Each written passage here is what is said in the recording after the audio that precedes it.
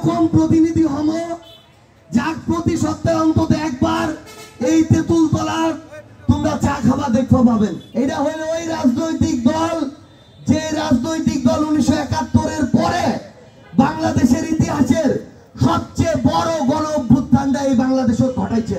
ওই যে মাঝে মাঝে রাইড করে 24 ঘন্টার মধ্যে 2 ঘন্টা শিয়াল দেখা যায়, আমরা 5 বছরের ওই রকম শিয়াল হওয়া চাই না। আমরা ওই রকম প্রতিনিধি হম যার প্রতি সপ্তাহে অন্তত একবার এই তেঁতুল তলার তোমরা চা খাবা দেখতে পাবেন।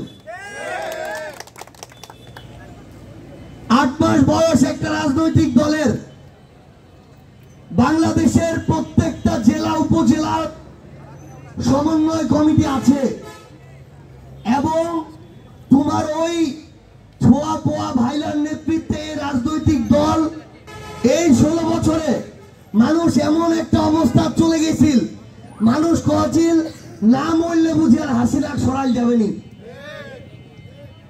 মানুষ কছিল এমন অনেক মানুষ আছে যারা জামাত করছিল, বিএনপি করছিল, বিভিন্ন ধর্মীয় সংগঠনের সাথে যুক্ত, কোনদিন নিজের পরিচয়টা দিতে পারেনি যে আমি এই দল করছো।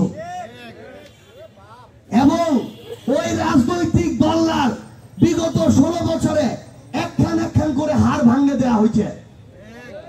যখন 24-এর নির্বাচনের পরে বাংলাদেশের মানুষ বিদ্যমান রাজনৈতিক দল সবাই তার জায়গা থেকে সকল আশা হারায় ফেলায় আর বোধহয় সম্ভব নেই, তখন তোমার যেই ছোয়ালা বিন্দু মাত্র আপোষটা করে পাহাড় সম সাহস লেহেনে গুলির সামনে নিজের বুক পাতে দিল, একটার পর একটা জীবন দিল।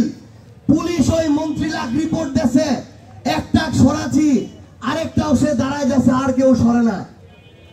ওই ছোয়াপালার নেতৃত্বে একটা ফ্যাসিস্ট স্বৈরাচার সরকারের পতন হইল এবং আমরা এই নতুন আরেকটা রাজনৈতিক দল গঠন করলো।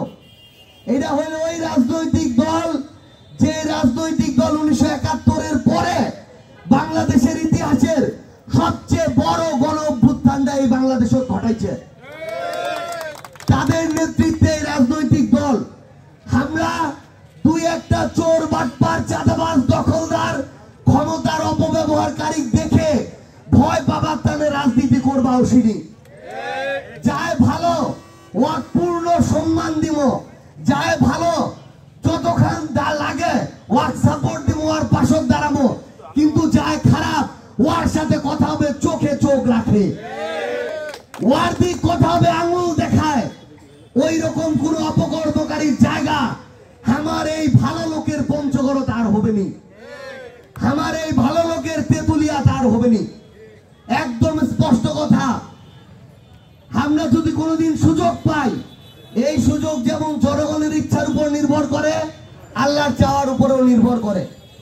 যদি কোনোদিন আমরা এই সুযোগ পাই, শুধু একটা কথা তোমার কই, এই পঞ্চগড়তে এই তেতুলিয়া কারো এত বড় কলিজা হবে নি যে কারো লোক 10 টাকার চাঁদালে, কাউকে এই সুযোগ দেয়া হবে নি যে নিজের যে জমি ওই জমির ধান কাটপা গেলে কাউকে টাকা দিবা লাগে কিংবা কেউ ওইখান জায়গা দখল করলে, কারো ওই সুযোগ হবে নি যে এই তেতুলিয়া উপজেলা এই অবৈধ ট্রেজার মেশিন রাতের অন্ধকারে চালাবে, কারো ওই সুযোগ হবে নি এই তেতুলিয়ার হাইওয়ে দিনে রাতে ট্রাক আটকায় 500-1000 করে চাঁদা নিবে।